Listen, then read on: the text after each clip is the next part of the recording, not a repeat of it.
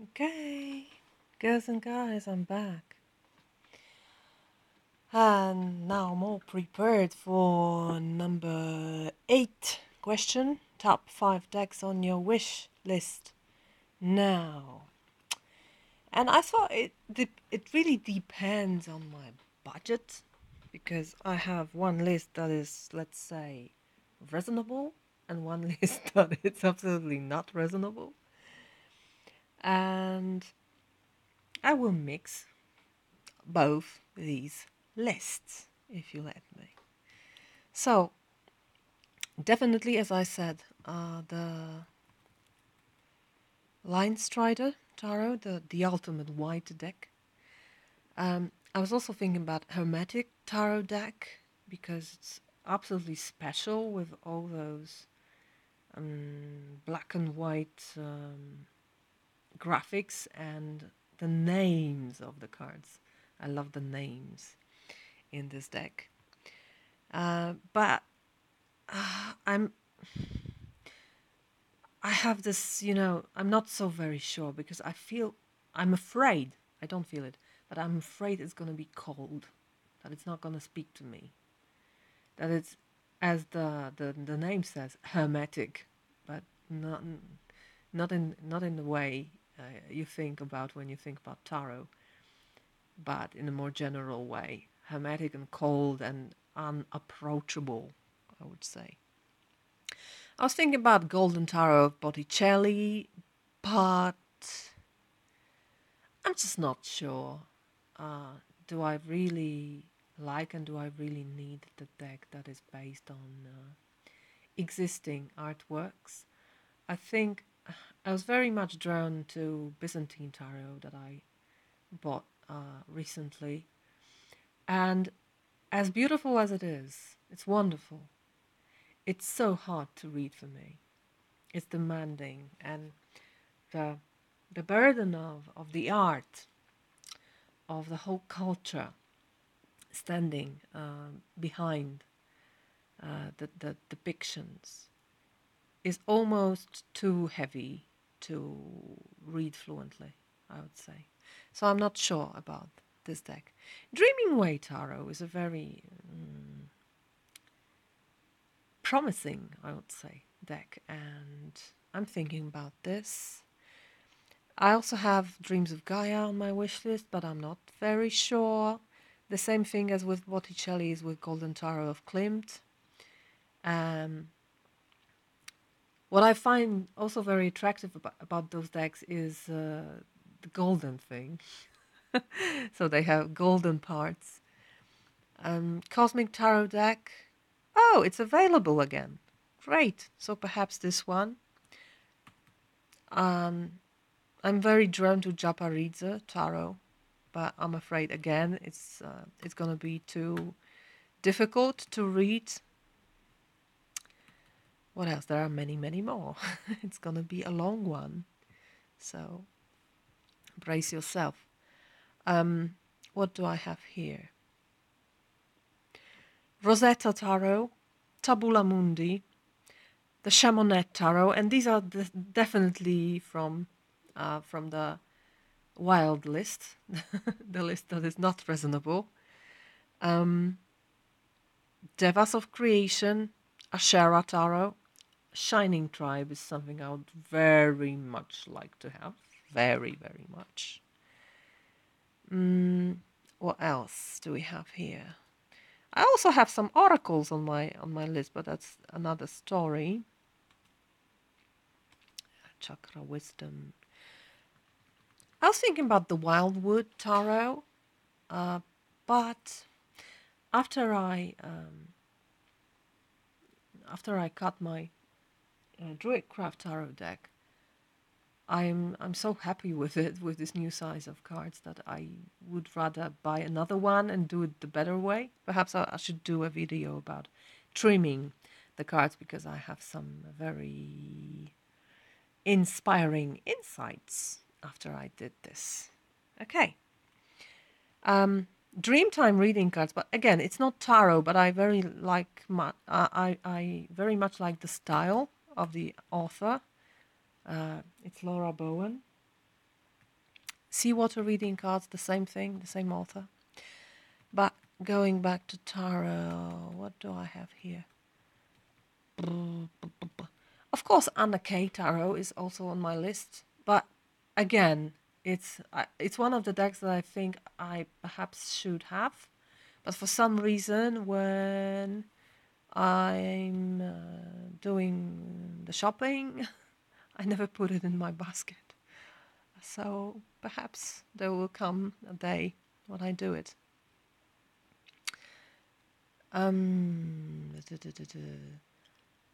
I was also thinking about the tarot by the author that made the Healing Light Tarot, but I will come to this. He also have created the Quantum Tarot. Yeah, that's it. Quantum Tarot. I find it very attractive, and I think this is on the top of my list. To be honest with you, I think it makes the top of my list right now. What else do we have? Not this. Yeah, another golden tarot of the Renaissance, but again, for the same reason, I'm not very eager to buy it because I'm afraid of those. Perhaps you have some experiences with tarot decks based on artworks, and you can tell me something about it. Tarot leaves. I think it would be interesting to have it. Also, Chrysalis Tarot, which is quite different from traditional decks. So this one, Sol Invictus, the God Tarot, again from the list, not reasonable, not very reasonable. Okay. And I think there's one more I want to tell you about. And it's called, here's a Healing Light. One more page to look at, and it's gonna be there. It's called Sacred Rose. Yeah, Sacred Rose Tarot deck. These creatures there are depicted in a quite alien way. So these are on my list, but there are several that aren't on my lists and are very popular right now. For example, the Sosurabito Tarot. I think I like it from what I saw on videos. I also found something called Stella Tarot, which is absolutely unavailable, and I would also love to have it. So that's my short list. Not very top 5. Okay. Tarot Ghost 2018. Well, I have several. First of all, I'd like to have as many people wanting me to read for them as now, or perhaps a little more, but I think it's just developing in a very natural way, and I love it. And I like to maintain this amount of focus and compassion and understanding as I have for my readers now. So I like my limits. I like my limitations. I wouldn't like to be forced to work more than I do now for my private readings. So that's my goal, just to not to expand too much in order to maintain the quality or even rise it. So that's my internal goal, I would say. Of course, development, self-development, it's very important for the readings to be better and more profound, etc., etc. So I also think about my health, because when I'm healthy, when I'm joyful, when I'm harmonious, you get the best of it.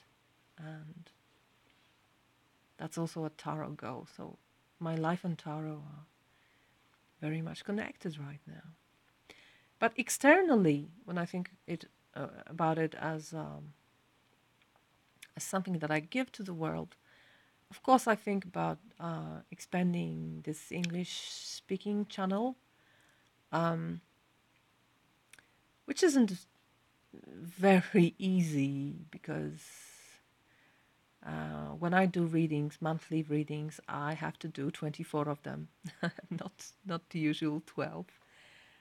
So it's it's doubled. Everything is doubled, and sometimes I find it very tiring, but sometimes I find it inspiring because when I do the same reading for the second time, it sometimes shows something that I wasn't able to see for the first time. So it's nice. Another goal is to create a, let's say, semi-professional website. Not only the Facebook page, because we all know what's going on Facebook, perhaps Instagram, but generally the page, and perhaps some automation of the process of booking a reading. So technical things, really. Technical things like that. Okay, number 10 is tarot decks that you want to work with more in 2018. There are, I'm sorry, there are two actually. They have arrived recently, and I'm sure I want to work more with them. This is the first one. It's called the new Palladini tarot deck, and I love it, and I work with it. I'm doing the monthlies in January for February, using it. So this is the first one. The second one is another that came recently to me, and it's Sun and Moon tarot deck. It's in a Crowley's tradition and Thoth tradition. I find it very light and to the point, again, gentle. All those swords are so, you know, airy, really airy. So I hope to work with this. And the third one is my newly trimmed Druidcraft tarot deck. I love those cards when they are trimmed. They fit to my hand. They're not very even, not very, not really the same size as you can see. But I was doing it for the first time, and now I know what to do to make it better. But when I look at them, and the corners are still sharp, but when I look at them, when I look at the colors, they're so much, brighter and so much more speaking to me now without the border. I love it, and I think I'm gonna work with it much more than before when it was so big. It was more like a special deck, like Marielle, which is very big, and I won't cut. I won't trim it. Okay, so these are three tarot decks that I want to work more with. Oracle decks that I want to work with more in 2018. I would say any deck I will buy if I buy any. So, no, not really an answer. What started you reading tarot? The question number 12. I think it's a complicated process. I wasn't in a very good condition when I first encountered someone reading tarot on YouTube. It's a funny story because I'm a very rational person and I believe in science. And I'm absolutely not esoteric. And still, it caught me. And if I ever felt anything like calling, I felt it then. When I saw the tarot and I thought, God, I have to do it. I need to do it, and I have to do it, and I want to do it. And I love doing it, I found. I love doing this. And I love this feeling that I have that it's a gift that I can give to the world, finally. So, but to start with, it was my sorrow, it was my grief,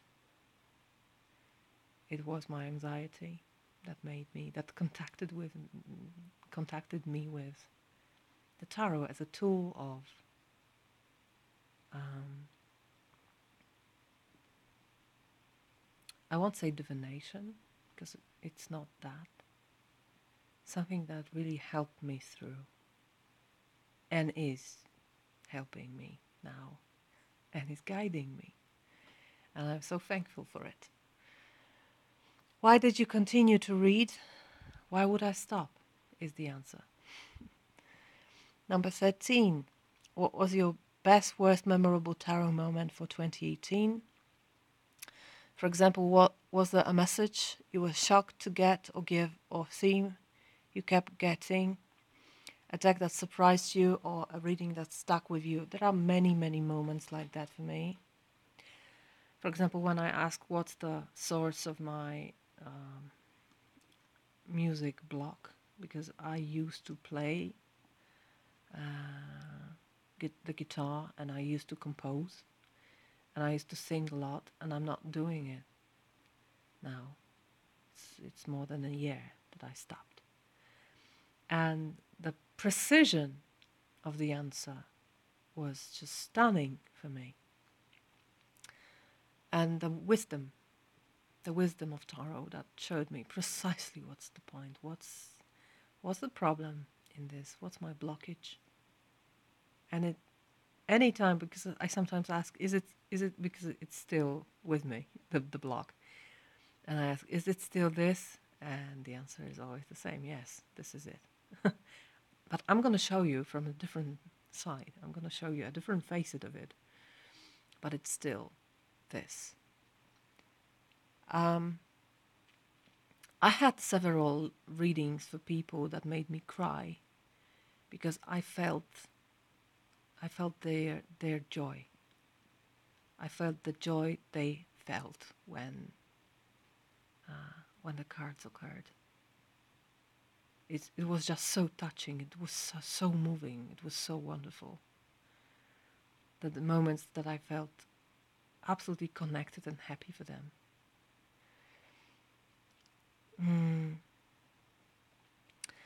A message you were shocked to get or give, or theme you kept getting. Yes, there was a theme, and it was the theme of death. I was choosing death as my day card over and over and over again in a situation that wasn't very clear to me. I was thinking, what's this story about? What a deep transformation is taking place in my life that I don't really recognize.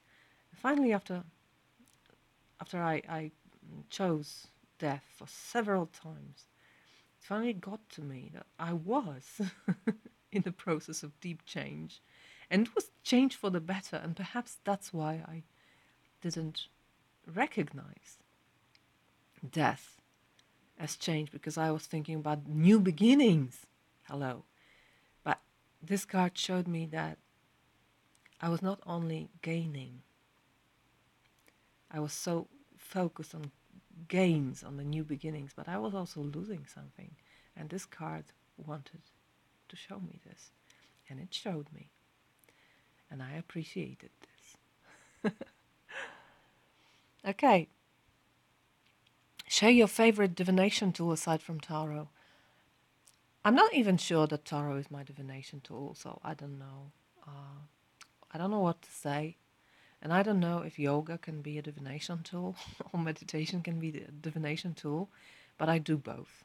And they're great for me. Number 15. Do you have a deck for personal use only? Why and why not? I don't. I don't. Why? Why not? why would I? It's again the question. Mm, I I don't have this need to have a personal deck. I mean, each of my decks is personal when I use it for my personal readings. I don't I don't need to divide my decks for my own and those that I use for other people.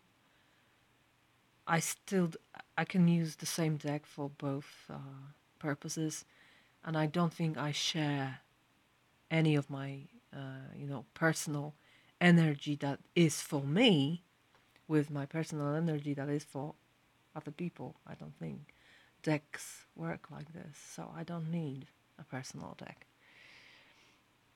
Do you read reversals number 16? Why not?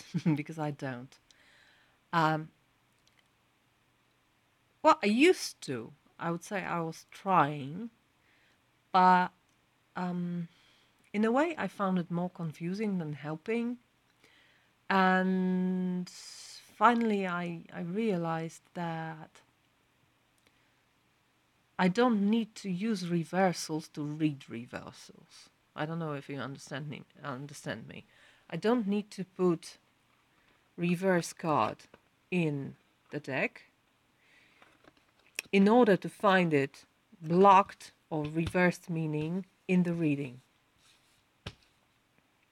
Because the context always shows me when the card is supposed to be read in this reversed, I would even say diversed way.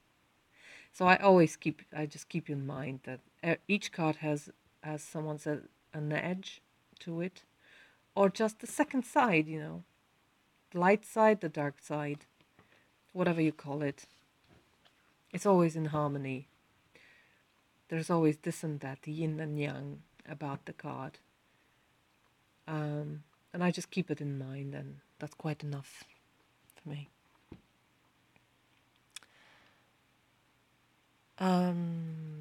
Draw, paint, or sketch your favorite tarot deck. Talk a little bit about this card while you're drawing. I'll make it in another video, okay? Because right now I don't have the tools for it. Share one of the new things you learned about tarot in the last year.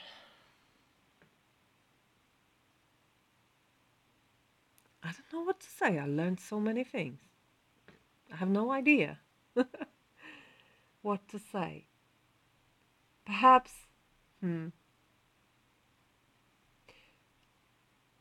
I don't know if it's about tarot or about tarot creators, but I learned that even a wonderful tool like tarot can be distorted by the creators of tarot.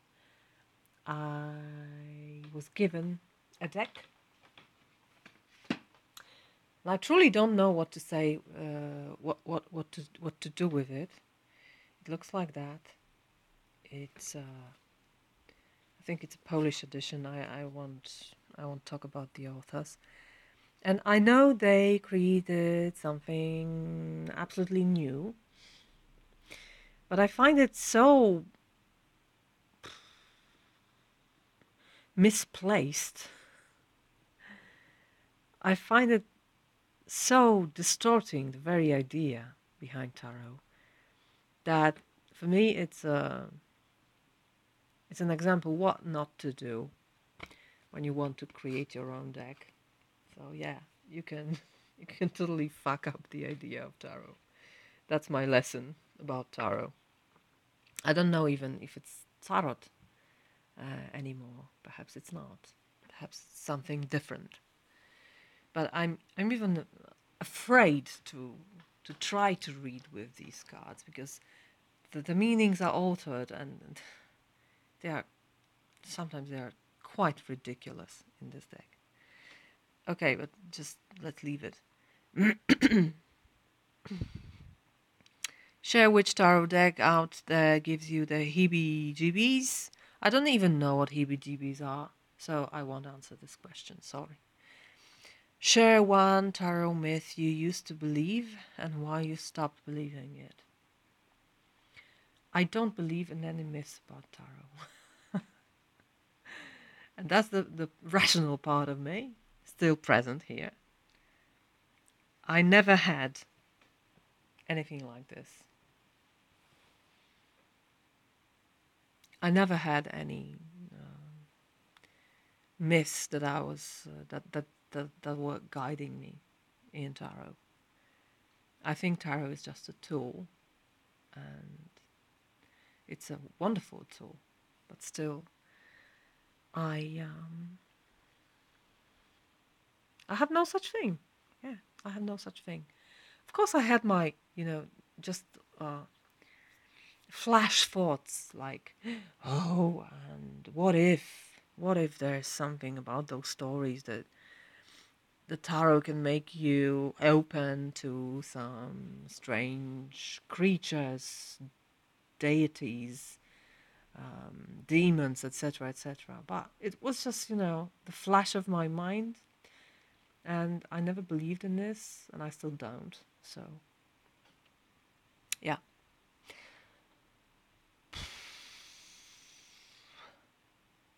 Share some of your favorite deck storage. I don't really know what you mean by this, so I skip it. 22. Share the card that was the hardest for you to get when you were first learning the tarot. How do you feel about the card now? I was talking about the Hierophant, the card that stalked me in 2017. I think it's still the card.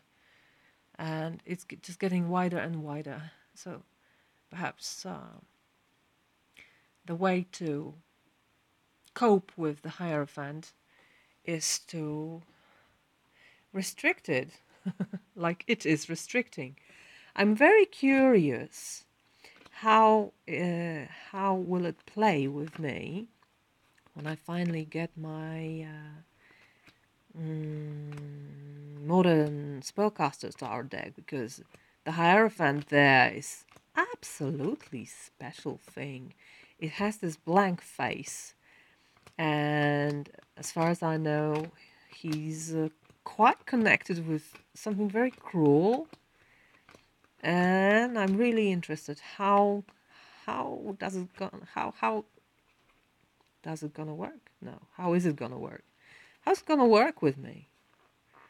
Is it going to make the meaning of Hierophant even harder to grasp, or is it finally gonna restrict it in a way? Oh, look at this guy. Not very pleasant person, I would say. But he has this lamb. Oh, I've never seen it before. So look, again, he's surprising me. Again. The lamb. Okay.